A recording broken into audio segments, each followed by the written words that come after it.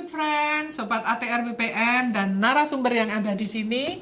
Assalamualaikum warahmatullahi wabarakatuh. Waalaikumsalam warahmatullahi wabarakatuh. Salam sehat dan sukses selalu. Senang sekali saya Untari di sini menemani Sobat ATR BPN untuk acara yang luar biasa kali ini. Kita akan sharing tentang siap menghadapi Assessment Center, kompetensi manajerial dan sosial kultural ASN, yaitu bagaimana memahami kompetensi mengelola perubahan. Kompetensi mengelola perubahan adalah salah satu kompetensi manajerial ASN, di mana tingkat penguasaannya yaitu dari level 1 sampai dengan level 5. Kita di sini akan berbincang dari level 1 sampai dengan 3. Nah, penting bagi peserta assessment center atau biasa kita sebut asesi untuk mengetahui kompetensi mengelola perubahan. Nah, mengelola perubahan ini adalah salah satu dari kompetensi manajerial yang terdapat dalam kamus kompetensi yang diatur di dalam Permenpan dan RB nomor 38 tahun 2017 tentang standar kompetensi jabatan aparatur sipil negara. Nah, saya kenalkan narasumber yang ada di sini. Di sebelah kiri saya Ibu Nunung Sofiati, kita panggil Ibu Sofi. Dan yang di sebelah kanan Mbak Nur Hafizah Esti Ramawati. Namanya panjang, kita panggil aja Mbak Esti ya. Nah, mari kita mulai untuk mengerti, memahami seperti apa mengelola perubahan itu. Baik, kita mulai dari Bu Sofi. Bu Sofi, di dalam peraturan yang disebut tadi, deskripsi umum mengelola perubahan itu apa sih, Bu? Terima kasih Bu Untari. Sebelum saya menjawab pertanyaan tadi, izinkan saya menyapa teman-teman Sobat ATRB. Halo Sobat ATR BPN, salam sehat semuanya ya. Baik, sebagaimana tadi disampaikan Bu Untari bahwa salah satu kompetensi manajerial adalah mengelola perubahan. Saya bacakan definisi dari mengelola perubahan sesuai dengan yang ada dalam kamus kompetensi. Baik, definisi umum mengelola perubahan adalah kemampuan dalam menyelesaikan diri dalam situasi yang baru atau berubah dan tidak bergantung secara berlebihan pada metode dan proses lama, mengambil tindakan untuk mendukung dan melaksanakan inisiatif perubahan, memimpin usaha perubahan, mengambil tanggung jawab pribadi untuk memastikan perubahan berhasil diimplementasikan secara efektif.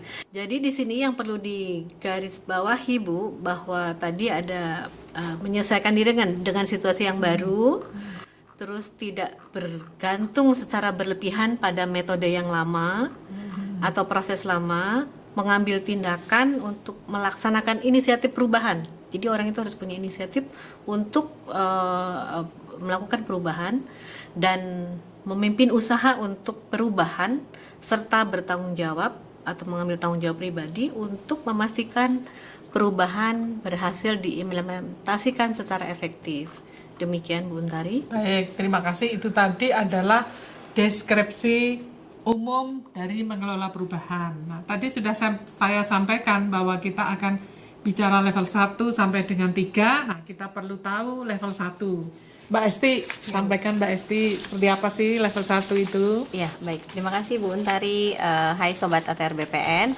Nah, untuk kompetensi mengelola perubahan sendiri, ini yang akan kita bahaskan level 1 sampai 3, di mana setiap level itu terdapat 3 indikator perilaku.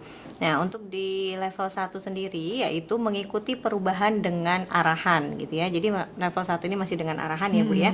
Nah, di mana indikator pertama di level 1 adalah sadar mengenai perubahan yang terjadi di organisasi dan berusaha untuk dapat menyesuaikan diri dengan perubahan tersebut. Nah, untuk indikator kedua di level 1 yaitu mengikuti perubahan secara terbuka sesuai dengan petunjuk atau pedoman yang ada. Lalu indikator ketiga di level 1 adalah menyesuaikan nih cara kerja lama dengan menerapkan metode ataupun proses baru dengan bimbingan orang lain gitu Bu. Jadi masih dengan bimbingan orang lain gitu. Baik, itu tadi berarti di level 1 ada 3 indikator. Betul, ya Mbak. Ibu. Nah, baik, itu tadi dari Mbak Esti level 1. Sekarang kita dengarkan dari narasumber Bu Sofi seperti apa level 2? Silahkan Bu Sofi. Baik, terima kasih Bu Untari.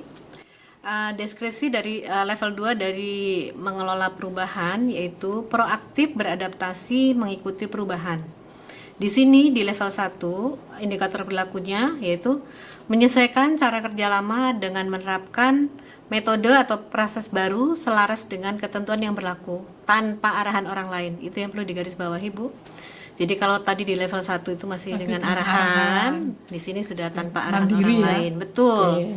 Nah, untuk memenuhi indikator ini, ACC sudah harus terbukti mampu menyesuaikan cara kerja lama dengan menerapkan metode atau proses baru tanpa arahan orang lain. Baik, itu kata kuncinya ya. Betul, kata kuncinya itu, Bu. Yang keduanya, mengembangkan kemampuan diri untuk mengikuti perubahan. Untuk memenuhi level ini, bisa dilihat dari perilaku seseorang mampu melakukan pengembangan kemampuan diri untuk menghadapi perubahan. Itu kata kuncinya, Bu, ya. Ya. Dan yang indikator perilaku yang ketiga itu cepat dan tanggap dalam menerima perubahan. Untuk memenuhi indikator ini, ACC harus bisa mampu menerima perubahan dengan cepat dan tanggap. Itu Baik. barangkali yang bisa saya sampaikan. Baik, berarti pada level 2 ini juga ada 3 indikator ya, Bu. Betul. Nah, setelah kita mengetahui level 1, level 2, nih Mbak Esti, level 3-nya seperti apa, Mbak? Ya, Bu. Baik, untuk level 3 sendiri, kalau tadi kan sudah disampaikan Bu Sofi, untuk level 2 itu ada proaktif gitu ya Bu ya. Untuk di level 3 ini cakupannya lebih kepada unit kerjanya gitu Bu. Nah, untuk definisinya sendiri bahwa di level 3 itu bahwa seseorang ada di level 3 ketika membantu orang lain untuk mengikuti suatu perubahan dan dapat mengantisipasi perubahan secara cepat. Nah, indikator pertama di level 3 adalah membantu orang lain dalam melakukan suatu perubahan. Kemudian indikator kedua di level 3 yaitu menyesuaikan prioritas kerja secara berulang-ulang jika diperlukan. Nah, ini terbukti telah menyesuaikan prioritas kerja yang pernah terjadi dan juga jika diperlukan dilakukan secara berulang-ulang gitu Bu. Jadi perilaku ini harus bisa dibuktikan gitu ya Bu ya. Kemudian untuk indikator ketiga yaitu mengantisipasi perubahan yang dibutuhkan oleh unit kerjanya secara tepat gitu. Kemudian juga memberikan solusi efektif terhadap masalah yang ditimbulkan oleh adanya perubahan tersebut. Nah, untuk indikator ketiga di level 3 ini Bu, harus bisa memenuhi kedua hal tadi baru bisa dinyatakan seseorang itu ada di level 3 indikator perilaku ketiga gitu. Nah, untuk di level 3 ini cakupannya lebih kepada unit kerjanya gitu ya, lingkup Oke. unit kerja perubahan itu. Ya. Nah, di level 3 sendiri yaitu dia membantu orang lain untuk mengikuti perubahan dan mengantisipasi perubahan tersebut secara tepat gitu ya Bu ya. Oke. Nah, indikatornya juga ada 3 Bu. Yang pertama yaitu membantu orang lain dalam melakukan suatu perubahan gitu Ya. ya. Kemudian indikator kedua di level 3 yaitu menyesuaikan prioritas kerja secara berulang-ulang jika diperlukan.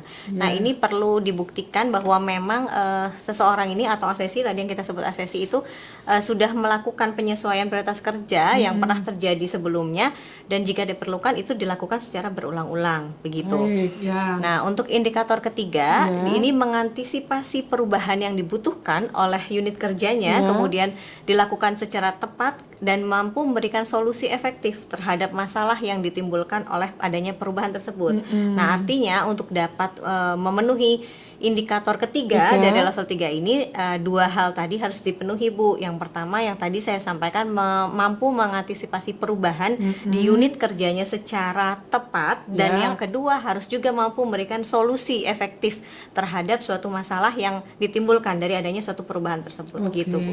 Oh, ya ya ya. Jadi sobat ATR BPN itu tadi yang di level 3. Betul. Ada 3 indikator juga. Nah, agar supaya sobat ATR BPN siap menghadapi assessment center, nah kita perlu tahu ada tip agar sukses itu seperti apa sih Bu Sofi? Baik Bu, mungkin sih ini ya catatan aja. Ya. Ini catatan-catatan buat SSC dalam mempersiapkan diri untuk ikut dalam penilaian kompetensi. ya. Betul Mbak Esti. Jadi yang pertama itu bahwa menurut saya ya, kalau ASES itu mau sukses itu dia harus mampu menunjukkan evidence atau indikator perilaku tertinggi yang dia miliki itu. Jadi dia harus menceritakan kepada asesor itu apa yang telah dia lakukan di masa lampau dengan start itu, situasinya bagaimana saat itu dia menceritakan ya. Terus juga tasknya bagaimana. Bu, start tadi apa sih, Bu? Yaitu situasi, task, action, dan result. Oh, baik. Nah, resultnya itu seperti apa? Jadi agar asesi menjadi perhatian. ketika dalam proses penilaian itu harus mencapai hal itu. Dan itu memang pengalaman dia ya. Ya. Dia menceritakan pengalaman dia, bukan pengalaman orang lain. Baik. Ya. Terus juga kalau menurut saya sih seorang asesi harus mempersiapkan diri dengan istirahat yang cukup saja sih, Bu. Oh, gitu. Karena itu kan mengingat kembali peristiwa lama kan butuh energi ya. Oh, iya. Jadi menurut saya sih minum vitamin yang banyak, yang cukup gitu, tidur yang cukup Ya. gitu, istirahatlah intinya ya. Ya, Sehingga dia baik. itu menghadapi Assessment center itu bisa lebih segar dan lebih bisa fresh gitu. Nah, jangan lupa Sobat ATR untuk istirahat. Tadi tips dari Bu Sofi. Nah, Mbak Esti sendiri ada tipsnya nggak, Mbak? Ya Bu, mungkin kalau saya pribadi ya Bu ya, mungkin juga sebenarnya seseorang itu ketika ada kesempatan yang diberikan oleh organisasi kepada seorang pegawai ataupun juga ada situasi yang menuntut seseorang untuk mampu melakukan suatu perubahan yang diperlukan oleh unit kerjanya, bisa jadi seseorang itu memiliki level lebih tinggi dari yang dipersyaratkan. Itu Baik. sangat mungkin begitu ya. Jadi tips saya bagi teman-teman yang memang belum mengikuti penilaian kompetensi, bisa mempersiapkan diri dengan meninjau kembali perilakunya sehingga nanti dapat memberikan bukti perilaku sesuai dengan deskripsi yang telah tadi dijelaskan ya, gitu ya. Yang 1 khususnya sampai 3. betul, khususnya pada level-level yang dipersyaratkan gitu. Karena penting ya untuk mengingat pengalaman kerja selama 3 tahun terakhir gitu, sehingga butuh proses recalling gitu ya, mengingat kembali gitu. Sehingga nanti pada saat penilaian kompetensi dilakukan dapat disampaikan dengan detail ya, seperti apa tadi yang disampaikan Bu Sofi tadi ya, start tadi mungkin gitu. Nah, untuk itu apa yang sudah dialami, pengalaman-pengalaman yang sudah terjadi, nah nantinya itu dapat disampaikan secara detail kepada asesor tersebut. Mungkin itu Bu. Ya, intinya mungkin harus jujur gitu ya. Jadi kalau misalnya dia itu dalam satu tim, Bu, dia menceritakan ya pengalaman dianya sendiri, kontribusi terhadap tim itu bagaimana gitu. Jadi intinya tadi perilaku dia sendiri ya. Nanti bisa ditunjukkan saat di dalam assessment center. Oke, Sobat ATR BPN, setelah tadi kita mengetahui tentang kompetensi mengelola perubahan, ke depan Sobat ATR BPN makin siap menghadapi assessment center. Saya rasa kita cukup di sini. Atas perhatian Sobat ATR BPN, saya ucapkan terima kasih. Wabillahi taufik wal hidayah. Wassalamualaikum warahmatullahi wabarakatuh.